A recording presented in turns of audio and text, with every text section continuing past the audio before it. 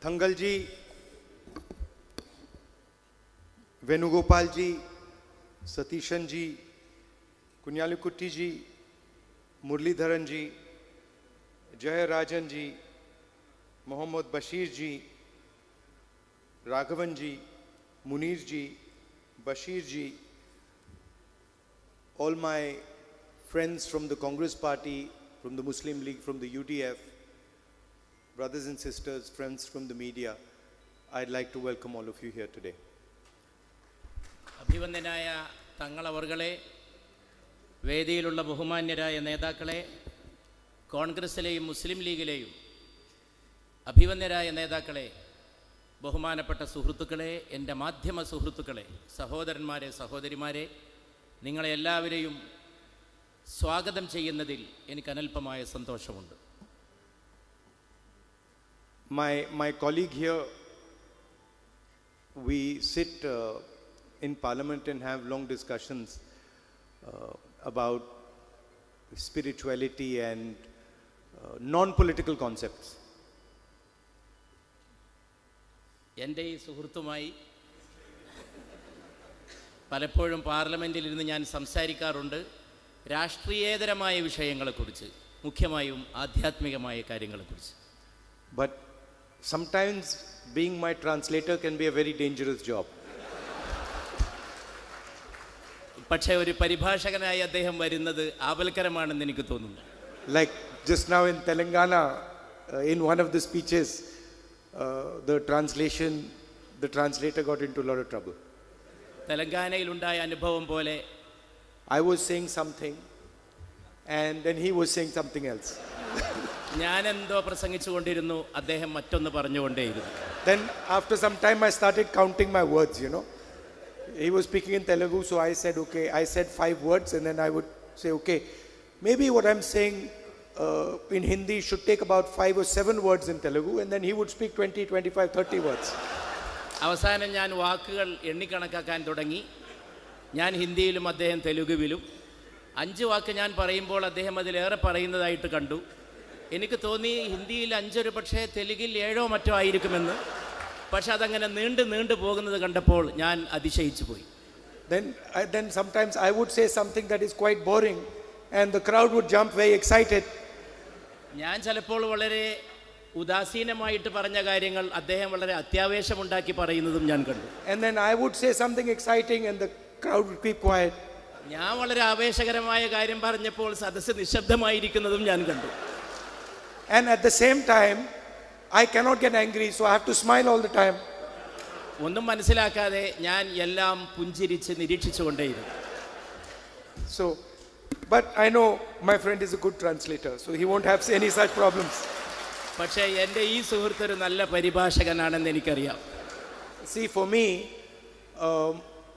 for Bashir ji, for Thangal ji, it's easy to remember Haji ji.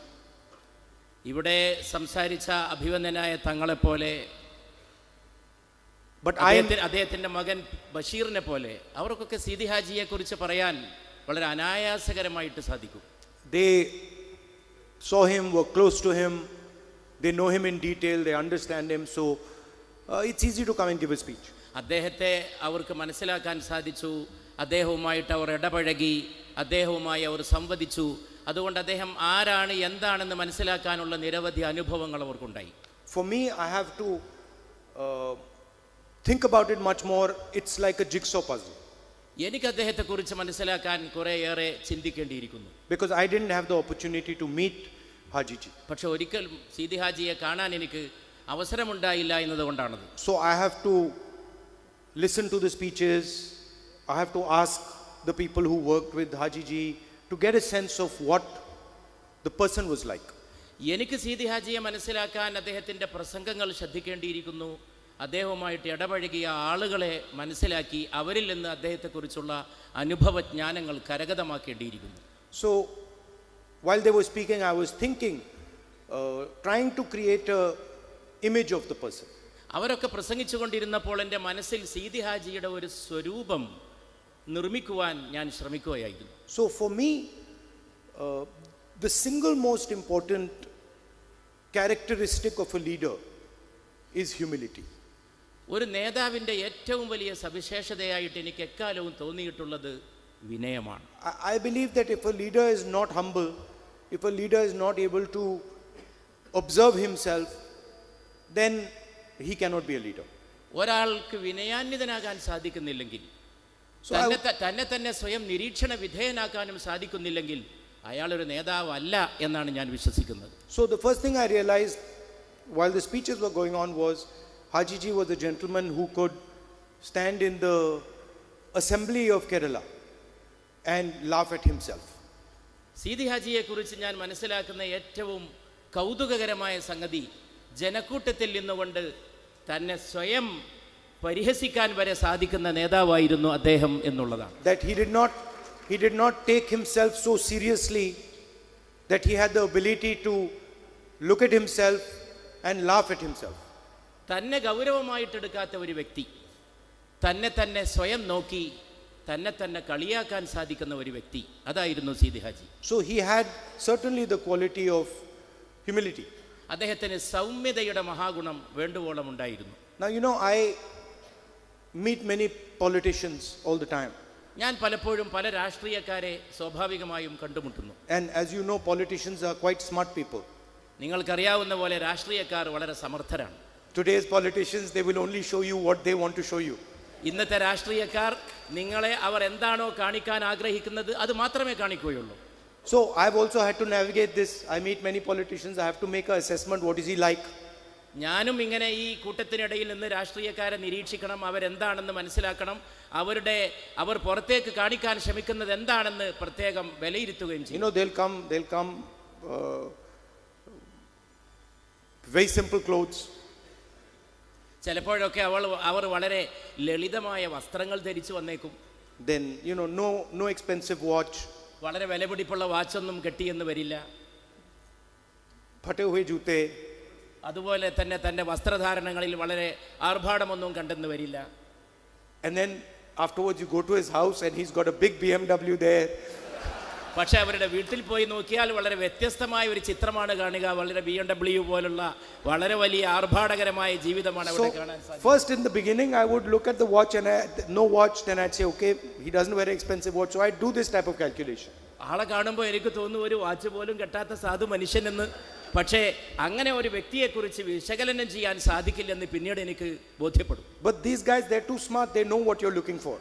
അതുകൊണ്ട് അവർക്കറിയാം നിങ്ങൾ എന്താണ് അന്വേഷിക്കുന്നതെന്ന്. അവർ അത്രയും സമർത്ഥരാണ്. So I had to come out with some new technology where I can judge the person, the politician or the person quickly and accurately. അതുകൊണ്ട് എന്താണ് രാഷ്ട്രീയക്കാരൻ, അയാളുടെ കൃത്യത എന്താണെന്ന് മനസ്സിലാക്കാൻ വല്ല പുതിയ സാങ്കേതിക വിദ്യയും കണ്ടുപിടിക്കേണ്ട അവസ്ഥയിലാണ് ഞാൻ ഇന്നുള്ളത്. So it took me 20 years, but it took me 18 years, but after 18 years I found out the bulletproof way of finding this out. ഒരു 10-20 കൊല്ലം കൊണ്ട്, കൃത്യമായി പറഞ്ഞാൽ ഒരു 10-18 വർഷം കൊണ്ടാണ് എനിക്ക് സൂക്ഷ്മമായി ഇത് മനസ്സിലാക്കാനുള്ള ഒരു സുരക്ഷിതമായ മാർഗം അവലംബിക്കാൻ സാധിച്ചത്. Where it is impossible for the person to hide the truth. അതായത് ഒരു വ്യക്തിക്കും സത്യം ഒളിപ്പിച്ചു വെക്കാൻ കഴിയാത്ത വിധമുള്ള ഒരു സുരക്ഷാക്രമം. So what I do is when somebody comes, I'll say hello, how are you, and meet them, and they'll do their whole thing. അതുകൊണ്ട് ഒരാളെ കണ്ടുമുട്ടുമ്പോൾ ഞാൻ സ്വാഭാവികമായിട്ട് കുശലാന്വേഷണം നടത്തും, എങ്ങനെയാണ്, സുഖമാണോ എന്നൊക്കെ ചോദിക്കും. And then after that I'll say, can you do me a favor, can you send me your children? പിന്നെ ഞാൻ ചോദിക്കും, നിങ്ങൾ എനിക്കൊരു ഉപകാരം ചെയ്യുമോ, നിങ്ങളുടെ കുട്ടികളെ എൻ്റെ അടുത്തേക്ക് പറഞ്ഞേക്കുമോ? I want to meet your children. നിങ്ങളുടെ കുട്ടികളെ കാണാൻ ഞാൻ ആഗ്രഹിക്കുന്നുവെന്ന് അവരോട് ഞാൻ പറയും. And I found that with the children the truth cannot be hidden. കുട്ടികളുടെ കാര്യത്തിൽ സത്യം ഒളിപ്പിച്ചു വെക്കാൻ കഴിയില്ലെന്ന്. So the father can show not wear a watch, but the child will come with the watch. പിതാവിന് ഒരു പക്ഷേ വാച്ച് കെട്ടാതെ അഭിനയിക്കാൻ സാധിച്ചേക്കും, പക്ഷേ കുട്ടികളുടെ കാര്യത്തിൽ അങ്ങനെ ഒളിപ്പിച്ചു വെക്കാൻ കഴിയില്ല എന്നുള്ളതാണ് യാഥാർത്ഥ്യം. It's impossible because the child comes and I say, what are you studying? And the father is saying, I'm not interested in money, and the son is studying MBA. കുട്ടിയോട് ചോദിച്ചാൽ എവിടെയാണ് പഠിക്കുന്നതെന്ന് ചോദിച്ചാൽ പിതാവിനൊരു പക്ഷേ പണമില്ലെന്ന് പറഞ്ഞ് ഒഴിഞ്ഞു മാറാൻ സാധിച്ചേക്കാം, പക്ഷേ മകൻ MBAക്കായിരിക്കാം പഠിക്കുന്നത് എന്ന സത്യം വെളിവാവുക തന്നെ ചെയ്യും. So the best way to find out about a father or a mother is to look at the child. അതുകൊണ്ട് മാതാവിനെയും പിതാവിനെയും മനസ്സിലാക്കാനുള്ള ഏറ്റവും നല്ല വഴി സന്താനങ്ങളിലേക്ക് നോക്കുക എന്നുള്ളതാണ്. Right? So the first time I met Bashir ji,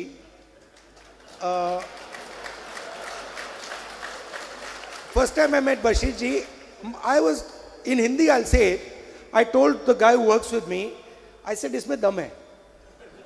Isme dam hai." ബഷീറിനെ കണ്ടപ്പോൾ ബഷീർജിയെ കണ്ടപ്പോൾ എനിക്ക് തോന്നി ഇദ്ദേഹത്തിൻ്റെ അകത്ത് മരുന്നുണ്ട് എന്ന്.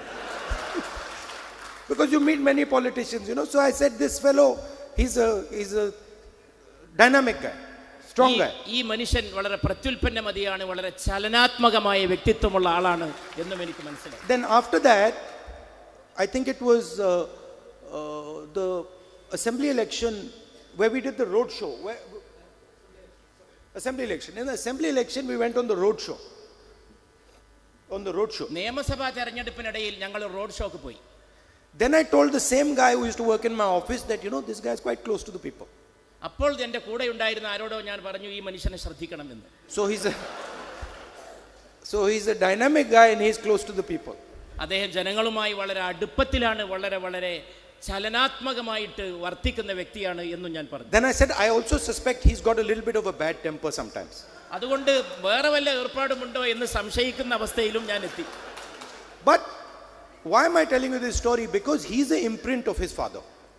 എന്തുകൊണ്ടാണ് ഞാൻ ഇങ്ങനെ പറയാനുണ്ടായ കാരണം എന്നാൽ അദ്ദേഹം പൂർണ്ണമായ അർത്ഥത്തിൽ തൻ്റെ പിതാവിൻ്റെ പ്രതിച്ഛായയാണ്. So if I want to understand his father, who I did not have the opportunity to meet, the best way to do it is to look at him.